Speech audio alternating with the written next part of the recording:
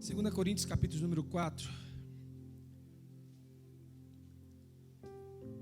Só quem está aqui, diga amém. Página 249, Novo Testamento. Pelo que tendo esse ministério segundo a misericórdia que nos foi feito, não desfalecemos. Repita comigo, não desfalecemos. Olha o seu irmão e diga assim, não desfalece não. Antes, rejeitamos as coisas que por vergonha se ocultam, não andando com astúcia e nem falsificando a palavra de Deus. Assim nos recomendamos a consciência de todo homem na presença de Deus pela manifestação da verdade. Mas, se ainda o nosso evangelho está encoberto, para os que se perdem está encoberto, nos quais o Deus desse século cegou os entendimentos dos incrédulos, para que lhes não resplandeça a luz do evangelho da glória de Cristo, que é a imagem de Deus. Porque nós não pregamos a nós mesmos, mas pregamos a Cristo Jesus, o Senhor, e nós mesmos somos vossos servos por amor de Jesus. Porque Deus, que disse que das trevas resplandecesse a luz, é quem resplandeceu em nossos corações para a iluminação do conhecimento da glória de Deus na face de Jesus Cristo. Versículo 7. Temos, porém, este tesouro em vasos de barro. Em quê? Para que a excelência do poder seja de Deus e não de nós. Olhe para mim. Aqui só tem um que aparece. Aqui só tem um que é grande. Aqui tudo é vaso de barro. O conteúdo pode brilhar, mas tem que estar dentro. Olha para o seu irmão e diga, pode até brilhar, mas tem que estar dentro. Para que a excelência do poder seja de Deus e não de nós. Que tem gente que é caco de vidro, está querendo parecer mais que diamante, deixa para lá. Por quê, pastor? Porque em tudo somos atribulados, mas não angustiados, perplexos, mas não desanimados. E eu termino o versículo 9. Somos perseguidos, mas não desamparados, às vezes abatidos, mas não destruídos. E por essa palavra você diga amém. Se você pode aplaudir a Jesus, faça isso.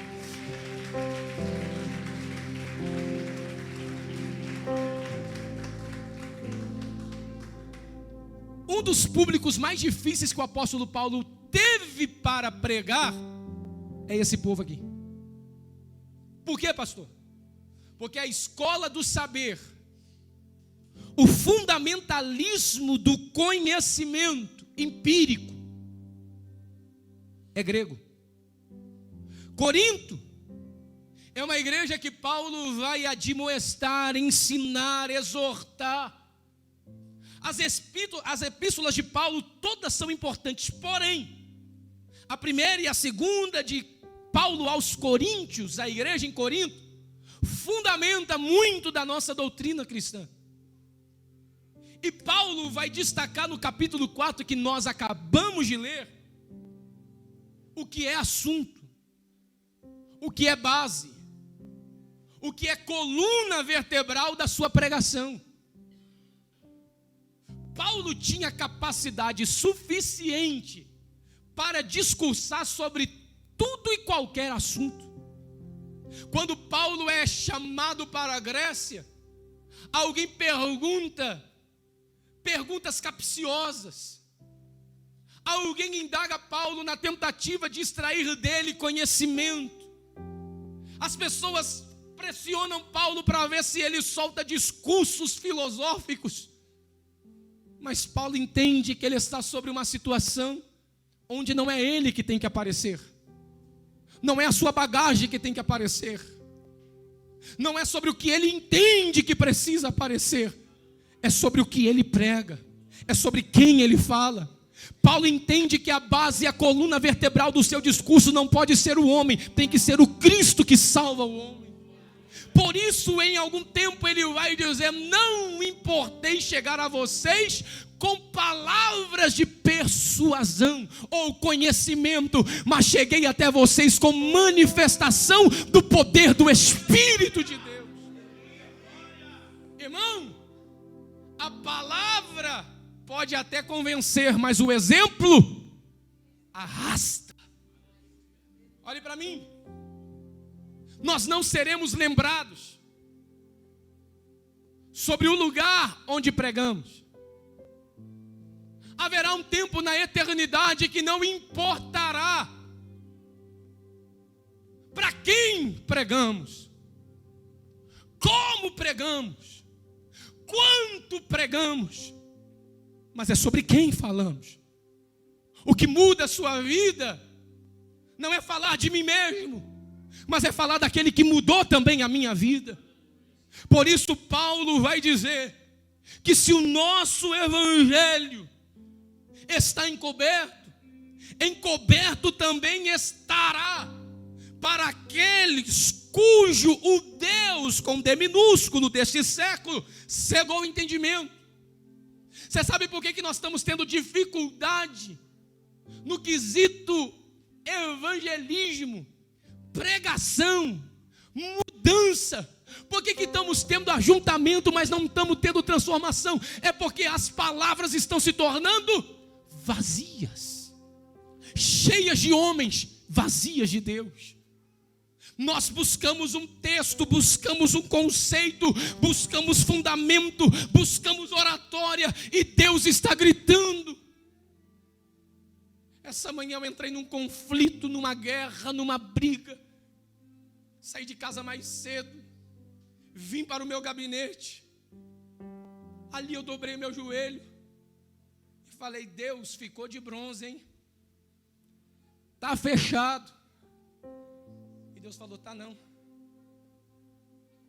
É que hoje não é sobre o que você sabe, é sobre quem eu sou. Hoje não é o que você viu, é sobre o que eu posso mostrar. E Deus começou a ministrar o meu coração. É hora de nós voltarmos a termos Cristo como assunto na nossa pregação. Olhe para quem que está ao seu lado, diga: o único que pode mudar a sua vida é Jesus Cristo. Paulo vai dizer: porque nós não pregamos a nós mesmos, mas pregamos a Cristo Jesus. Ou Ele é suficiente para mudar o Evangelho, ou a gente vai viver refém de artistas de púlpito. Ou Jesus Cristo volta a ser o centro das nossas pregações, ou nós viveremos uma eterna conferência de coaches dentro do nosso púlpito. Nessa manhã o céu está dizendo: está na hora de ser menos falácia e mais Bíblia. Está na hora de ser menos homem e mais Deus falando através da vida. Aí Paulo vai discorrer sobre a essência do que ele fala. Aí ele vai dizer: porque Deus disse que as trevas, em meio às trevas, resplandeça a luz, que resplandece nos corações, para que haja iluminação do conhecimento da glória de Deus. Aí Paulo vai pegar toda a beleza desse evangelho, toda a eficácia disso tudo, e vai entender como que Deus trabalha. E como é que Deus trabalha? Pega tudo isso e coloca dentro de um vaso. Mas é um vaso que não é chamado à vista por fora, porque é de barro. Quando Paulo usa isso, falando para eles, contradiz todo o entendimento deles. Se ora, se o conteúdo é valiosíssimo, o vaso precisa ter destaque. Ele disse: não é o vaso que coloca destaque no conteúdo, é o conteúdo que credibiliza o vaso. Então dá uma olhadinha para a direita e para a esquerda. Essa pessoa que sentou do seu lado, talvez você nem se importou qual é o nome, não sabe nada da história dele, mas Deus já colocou tesouros profundos dentro da história da vida dessa pessoa. Pastor, e como é que Deus faz isso? Diga comigo, através de processos. Por que Deus pega tudo isso e coloca dentro de vaso? É para que a excelência do poder de Deus seja dele e não nossa. Ninguém confia talentos, desafios, valores, princípios a quem não se confia. E por que no exemplo de Paulo ele confia que esse vaso é capaz de suportar todo o seu conteúdo? Por causa do processo. Você vai entender que no versículo de número 8, ele entra de uma forma processual escondida no texto, a construção, e ele diz: em tudo somos atribulados. Quem é o vaso que esconde o tesouro? Bata no peito e diga: sou eu. Um vaso atribulado. Ai, pastor, isso é uma palavra negativa, irmão. Atribulado. Sofremos tribulações de todos os lados, de todos os viés. A construção desse vaso passa por pelo menos 7 etapas. A primeira etapa da construção desse vaso, diga comigo, extração. O oleiro, ele precisa se levantar, sair de sua casa e descer ao manguezal. Para onde ele vai? Lugar argiloso, mistura de terra e água. Todavia, ele entende que a matéria-prima para a construção do seu material, da sua obra, não está na superfície, está na profundidade. Eu quero que você entenda. Deus não confia tesouros a pessoas com matéria-prima de superficialidade. Você precisa entender que você é construção e no teu DNA existe marcas de profundidade. E não dá para aceitar você viver uma vida rasa se o que está dentro de você vem de algo profundo.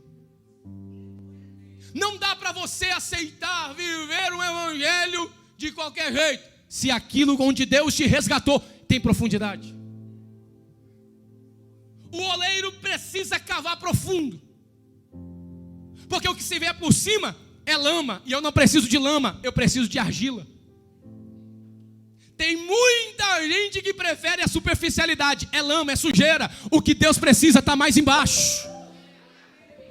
Nessa manhã eu quero que você entenda: o lugar de onde Deus te tirou não foi de cima, foi de baixo.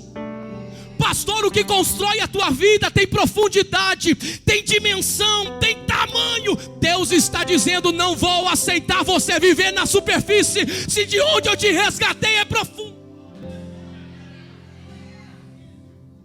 A primeira coisa que ele faz é extrair, e ele busca, não é lama, é argila.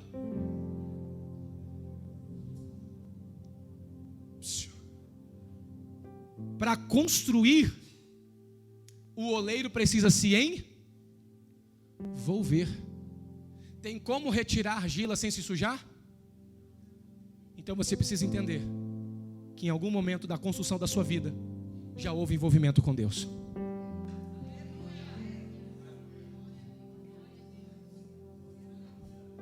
Você pode se fazer de desentendido, mas em algum momento você já se envolveu com Deus.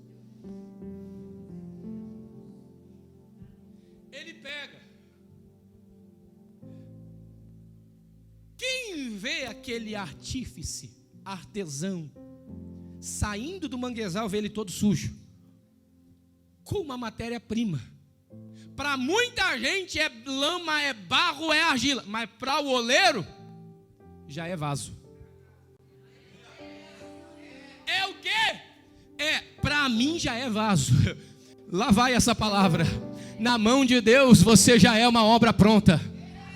Vou dizer mais uma vez, alguém não está entendendo, mas na mão de Deus você já é algo pronto. Na vista de muita gente é só sujeira e um aglomerado de lama, mas na mão de Deus você já é um vaso pronto. Segure a mão de alguém que está ao seu lado, diga para ele: toma cuidado comigo. Você pode enxergar só lama, mas na mão de Deus Ele já disse que eu sou vaso.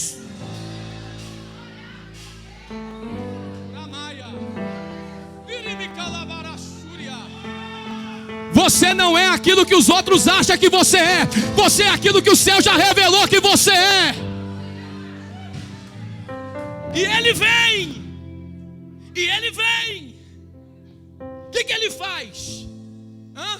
Alguém pensa, pega aquilo, coloca no negócio chamado roda. Não. Depois da extração vem a segunda etapa. Diga comigo: limpeza. Por quê, pastor? Porque ele já viu um vaso, mas tem coisa que precisa tirar. Ele já viu o vaso, mas tem pedra que não comporta no vaso. Tem galho, tem raízes que não faz parte do vaso. É um vaso, mas eu preciso tirar algumas coisas.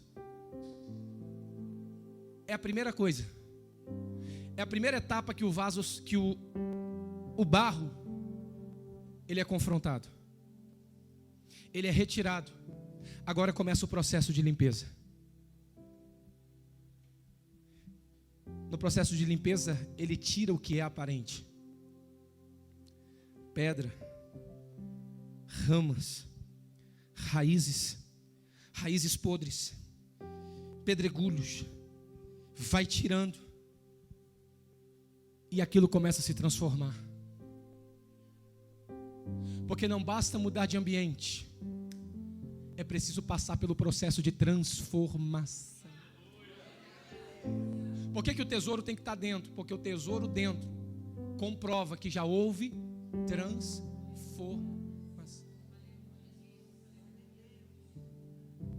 Eu acredito na graça, eu acredito num Deus salvador, num Deus perdoador, mas não vem para mim com essa história.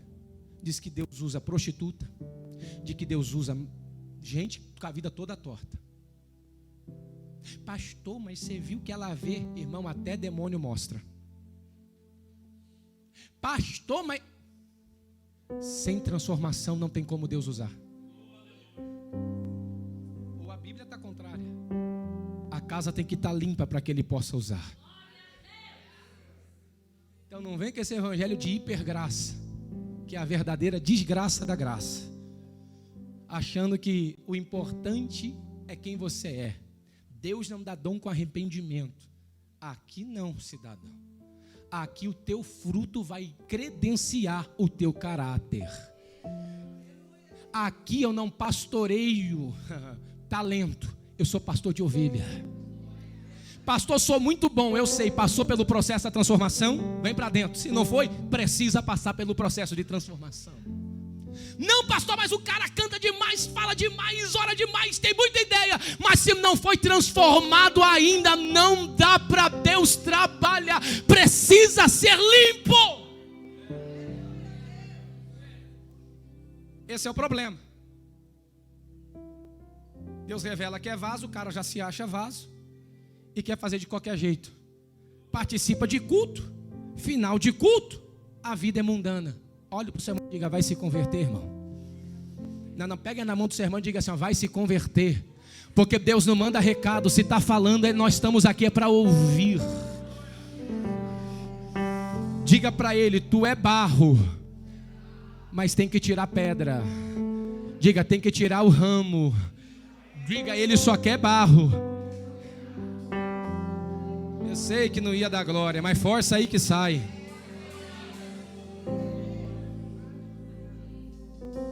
Igreja, meu irmão, está virando entretenimento para adulto, playground para as crianças. Por isso não está transformando mais ninguém. A gente vem para o culto de domingo em busca de sensação e de emoções, arrepios, alívios.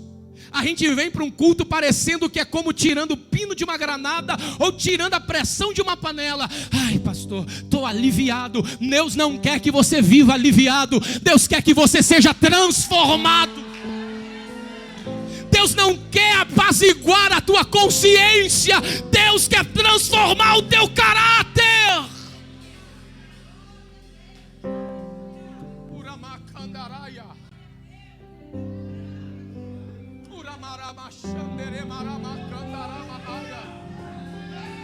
Pastor, você está bravo? Tô não, só é essência de evangelho que a gente precisa voltar. Tem que ter limpeza. Segura a mão de alguém que está ao seu lado, diga para ele: Deus não quer seu serviço. Diga: Deus não quer o teu trabalho. Diga para ele: Deus não quer o teu cargo. Diga para ele: Deus quer o teu coração. Deus quer a tua santidade. Deus quer a sua entrega. Deus quer você nessa...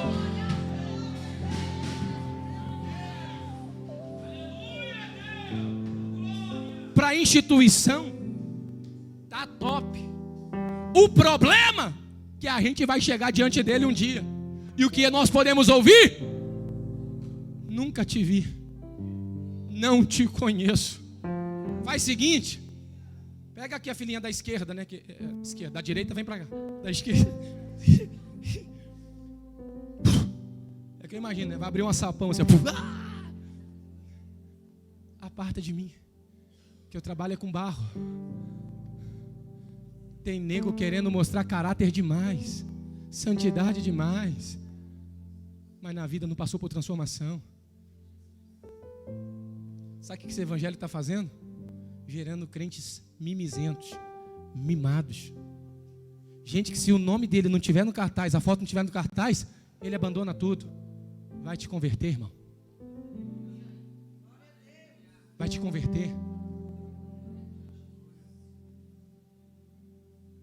Se o pastor, se o irmão passar a não cumprimentar, vai ser transformado, irmão. Aqui é um lugar de acolhimento, de abraço, de carinho, mas aqui é um lugar que está todo mundo sendo transformado. Talvez a pessoa passou por você, mas ela está debaixo de um processo de transformação. Deus pegou ela essa semana, Deus esmiuçou ela essa semana. Irmão, entenda, aqui ninguém é perfeito. Aqui está todo mundo no mesmo barco, precisando ser transformado e limpo por Ele. É por isso que o padrão de santidade na igreja não é a figura de um pastor, é Ele. Por isso que o padrão a ser seguido não é o pastor, é Ele. Pastor, mas não tem que ser exemplo? Sim, eu entendo que estar aqui é ser exemplo para você. Mas posso dizer uma coisa: a Ele a honra, a Ele a glória. Ele é o padrão de santidade.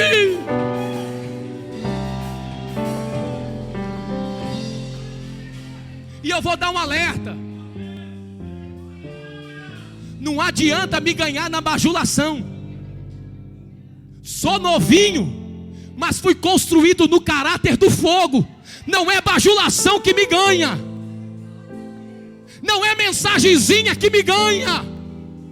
Vou trazer essa palavra de alerta.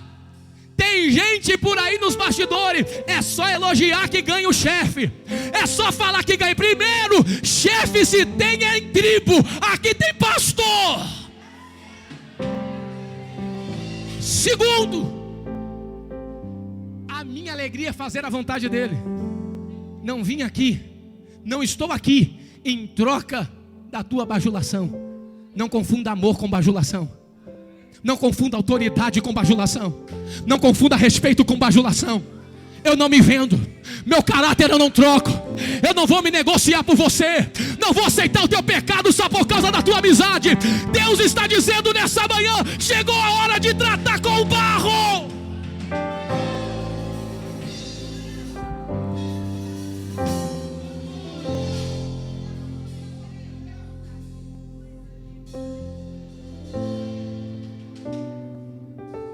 Diga comigo: não é o vaso, é o conteúdo. Segundo processo é limpeza. E ele tira, o barro se transforma. Aí ele faz o quê? Diga comigo: amassa. Em nenhum momento essa matéria-prima foi para dentro da casa do oleiro. Isso tudo é feito do lado de fora. Ele limpa. E agora ele espalha no chão. Ele espalha onde? No chão. Segundo a tradição, lá de Jeremias, sabe o que está acontecendo? Para amassar, chama o quê? Pisar. Pisar. As tradições mais antigas diziam, como não era uma profissão muito remunerada, se chamava crianças que ficavam brincando na rua e dizia: vem cá, meninada, vem pisar barro.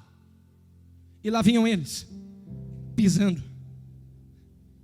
Imagina o barro olhando e dizendo: mas já não sou vaso, por que tem gente inferior a mim me pisando? Porque aqui o processo é esse.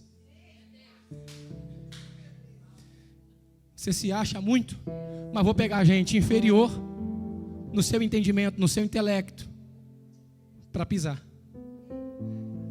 Mas aguenta aí, faz parte do processo. Segura a mão de alguém que está ao seu lado e diga para ele: os pisões da vida são providenciais de Deus.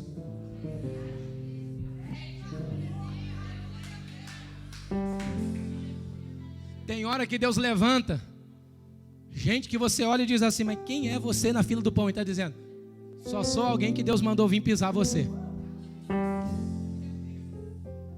Não, mas você não sabe nada. Eu não sei, a única coisa que eu sei é que eu tenho que pisar você.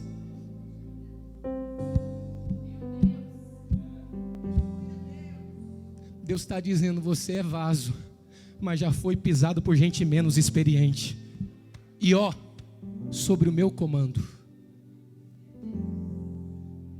Ser vaso é você entender e suportar os pisões da vida. Quanto mais eu piso, mais firme fica o barro.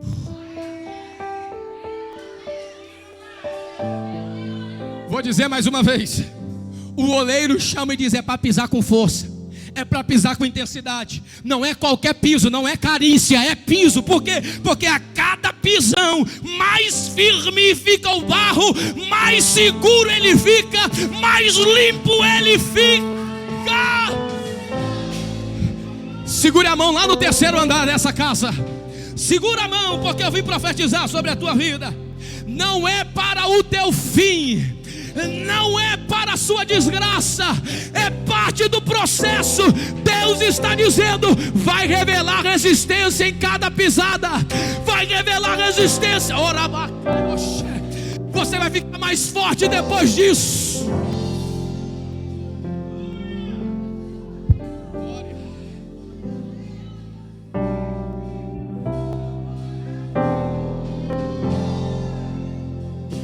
Ter tesouro dentro, precisa passar pela etapa do pisão.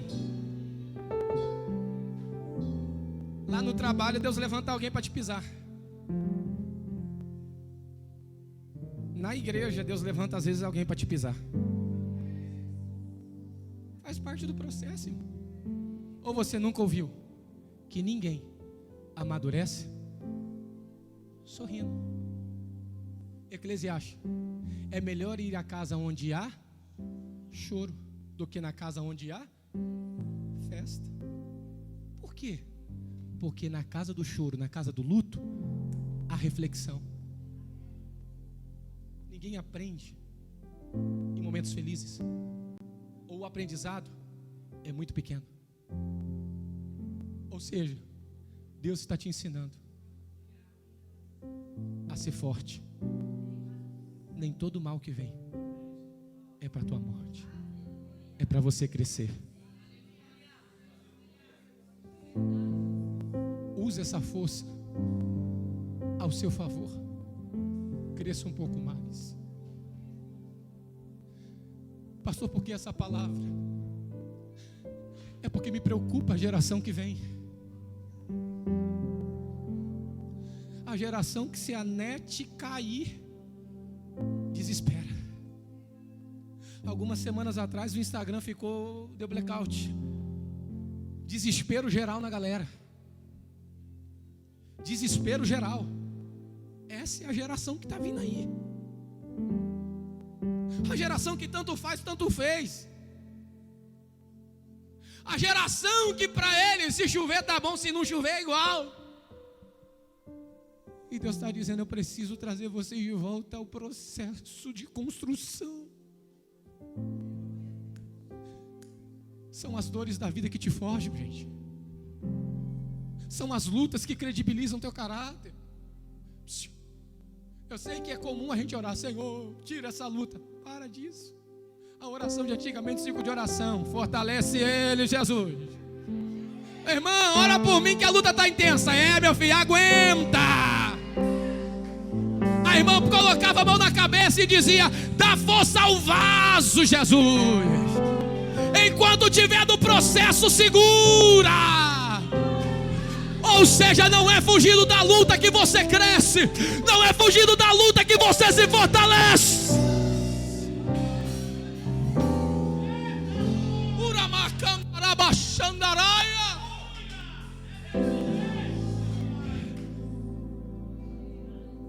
Depois que é pisado, o oleiro joga uma lona. Diga comigo, joga uma lona e cobre o vaso. O barro esconde. Então você vai ser pisado e vai ser escondido.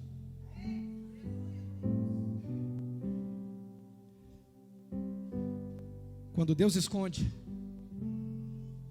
ninguém mais mexe. Pastor, sou um vaso, mas se Deus resolveu te esconder, fique em paz. Depois disso tudo, aí sim, Ele pega na mão mais uma vez e traz para a roda. Pastor, mas está seco. Por isso que precisa ter uma dosagem de água. Porque ninguém é moldado se não tiver palavra.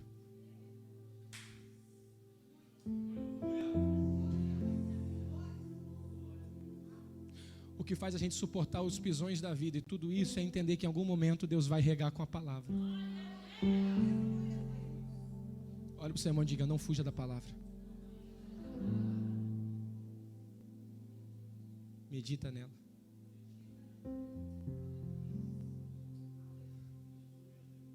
Anote ela, escreva ela.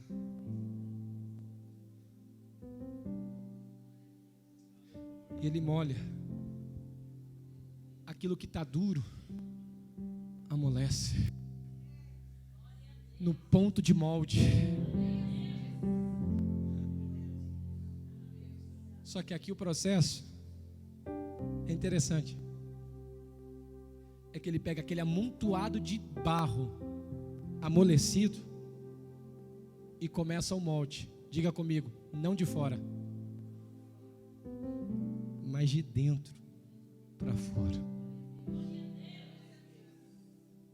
Não se molda vaso de fora para dentro, é de dentro.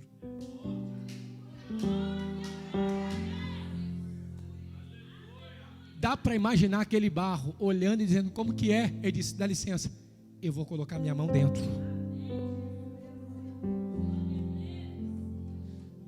Eu vou tratar você por dentro. Eu vou te dar estrutura por dentro. Enquanto a minha mão estiver dentro e essa roda estiver girando, eu vou te dando credibilidade e forma. Talvez do lado de fora você esteja enxergando a ausência de Deus, mas dá uma olhadinha para dentro, a mão dele está aí dentro. Como que é, pastor? Dentro de você existe uma mão e existe uma roda que gira, mas a mão de Deus está dentro, e quando está dentro ela vai contornando, quando vai dentro vai moldando, quando vai dentro vai trabalhando. Diga comigo: por que dentro? Porque o tesouro não vai ficar fora, vai ficar dentro. E tesouro só pode ser escondido onde existem as marcas da impressão da mão de Deus. Deus quer colocar dentro de nós a impressão das suas mãos. Ele limpa, Ele molda, constrói. Se quebrar, está na mão dele. Ele sabe fazer de novo. E para concluir, Ele pega o vaso moldado e leva para fora mais uma vez. O que está do lado de fora, diga comigo: vento que seca.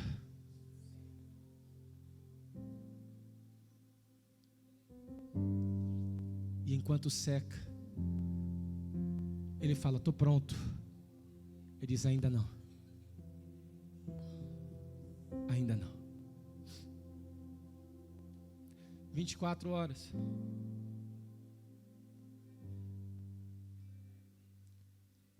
O oleiro passa por ele, como que se não tivesse visto. Agora nas mãos estão lenhas que acendem um fogo. Há uma fornalha. Ele então pega esse vaso.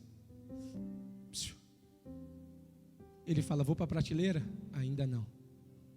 Agora vai ser a prova de todo o processo. A constatação que deu certo é o fogo.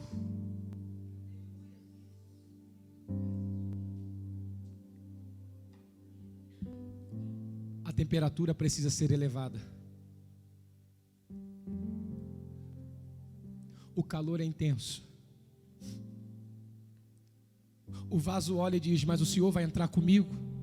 Ele diz: nessa etapa é você sozinho.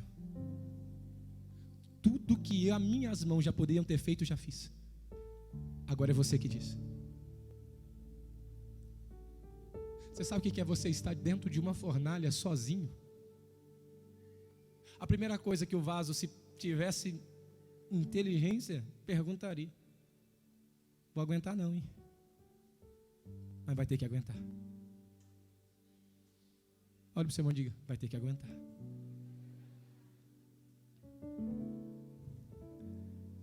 Ele coloca o vaso, fecha a porta. A temperatura é alta, o calor é intenso, a provação é desesperadora.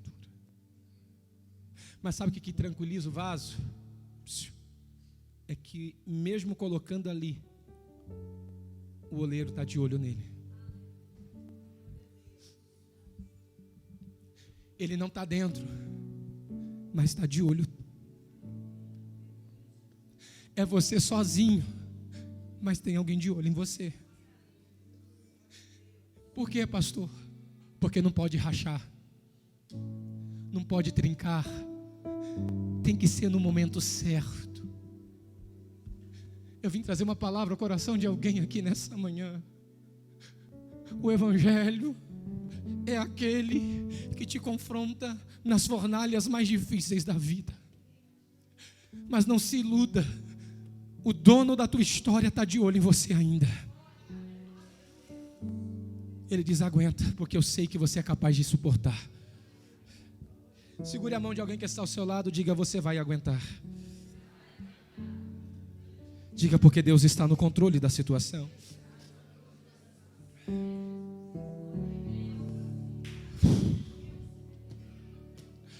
Pastor, está queimando, está doendo, eu sei, mas vai estar te cozendo, está te estruturando. Tem alguém de olho em você, e Ele sabe a hora certa de abrir a porta desse forno e te tirar de lá de dentro. Ou seja, não tem provação que dure a vida toda. Pode ser intenso agora, mas Deus sabe a hora de abrir essa porta e te tirar de lá. Mas quando Ele te tirar de lá, saiba de uma coisa: você resiste a tudo, a vento, a tempestade, a chuva. Você resiste à mão de gente. Fica de pé no seu lugar que eu quero orar com você nessa manhã. E aí? Depois disso tudo, diga comigo: é só um vaso. Que alguém vai olhar e dizer: só tem serventia se tiver alguma coisa dentro. Se não tiver, fica no canto. Porque diferente de nós, vaso de barro, que hoje é artigo de decoração, para eles era utilização. Olhe para alguém que está ao seu lado e diga para ele: depois disso tudo, se ficar vazio, É só barro.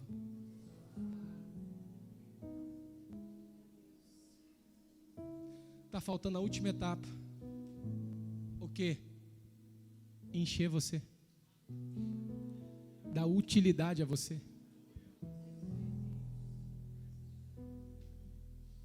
Você não é peça de decoração, querido. Você não é artigo para a gente ficar de olho.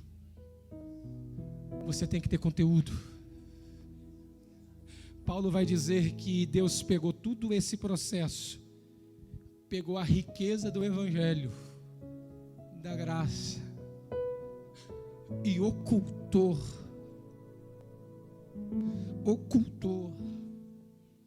Pastor, a essência desse barro, desse vaso nas mãos do Evangelho é o quê? Se quebrar. Não é uma história que se apaga, mas é um tesouro que se revela. Não é um vinho que se perde, é um tesouro que se revela. Portanto, nessa manhã, eu quero que você defina o que é o seu conteúdo em Deus.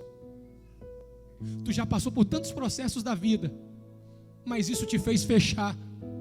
Por isso você não está mais cheio. Por isso a tua vida está vazia. Passou por tudo, passou pelos pisões, passou pela fornalha, passou pelo vento, passou por tudo. Você se fechou. E Deus está dizendo, mas eu precisava esconder algumas coisas aí dentro. Por isso Deus essa manhã está aqui para colocar conteúdo dentro dos nossos vasos. Feche os seus olhos, levante as suas mãos agora. Eu quero orar por você, orar por essa palavra, os nossos oficiais. Pai, esta manhã, Senhor, é uma manhã, Senhor, de reconstrução da nossa vida. É uma manhã, Senhor, ó Deus, onde o Senhor, Deus, nos fez entender que as etapas desta vida, dessa vivência, precisam revelar um conteúdo eterno em nós. Pai, começa a encher vasos aqui nessa manhã. Começa, Senhor, a encher, ó Deus, os teus filhos essa manhã. Fortalecê-los nesta casa. Pai, começa a colocar essências do Evangelho. Pai, esse processo não pode deformar essa pessoa, mas precisa balizá-lo a viver uma vida, Senhor, ó Pai, eficaz para o Teu Evangelho. Pai, eu os abençoo nesta hora. Pai, eu os abençoo nesta manhã. Pai, e declaro sobre a vida dos Seus filhos, Pai, uma manhã de reestruturação, de reconstrução. Eu os abençoo aqui agora, Pai, aqueles que suportaram o fogo, aqueles que suportaram, Senhor, ó Pai, os amassos da vida, Pai, mas tem dentro de si, ó Deus, a Tua impressão e a Tua marca, não podem desistir agora. Pai, são vasos, não peças de decoração, mas são, ó Deus, instrumentos nas Suas mãos. Eu os abençoo em o nome do Senhor Jesus Cristo. Você que pode, aplauda Ele bem forte nesta manhã.